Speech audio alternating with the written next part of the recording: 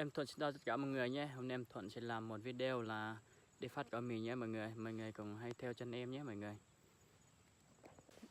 Đi làm hôm nay nói chung là em không bỏ cơm nha mọi người. Em chỉ cầm một chai nước ngọt. Xong là chai xăng nhé mọi người. Một chai xăng đây em phát chắc là từ sáng tới chiều luôn á. Và một chai nước lọc nha mọi người. Và cái máy. Đây cái máy của em. Nói chung là không có cái gì cả, đây là túi. Rồi ok, em sẽ không nói nhiều nữa, em sẽ lấy cái xăng để đổ vào máy để em đi phát nha mọi người. Trước khi đi làm phải đeo khẩu trang nha mọi người. Giờ em sẽ đi lấy khẩu trang để đeo nha mọi người. Và đây là khẩu trang của em nha mọi người. Giờ em sẽ đeo bắt đầu đi làm nha mọi người. Đây, đeo khẩu trang. Và đi phát con mì là không thể thiếu cây kính nha mọi người. Người sẽ đeo. Và không thiếu là mũ bảo hiểm nha, mà trong có người thì khác người ta đi ném đá, mình có mũ bảo hiểm thì nói chung là ok nha mọi người. Giờ em sẽ bắt đầu đi phát đấy. Đang định đi phát máy, lại hư đầu bò không quay nổi, nên em Thuận sẽ phất tay nhé.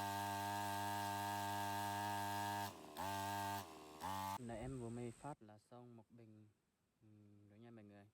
Giờ máy của em Thuận lại bị hư rồi nha mọi người. Giờ chắc là phát tay thôi nha mọi người. Có gì mọi người hãy thông cảm cho em Thuận nhé. Giờ em sẽ phát nha mọi người. Đây nói chung là cũng khổ tí thôi.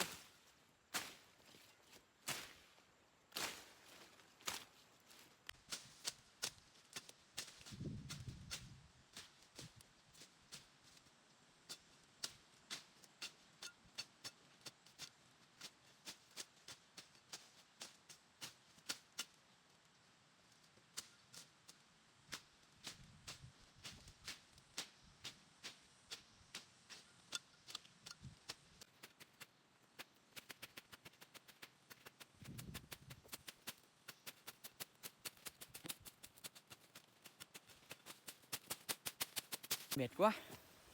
Rồi mọi người. Đến nay phát tay nói chung là mỏi lắm.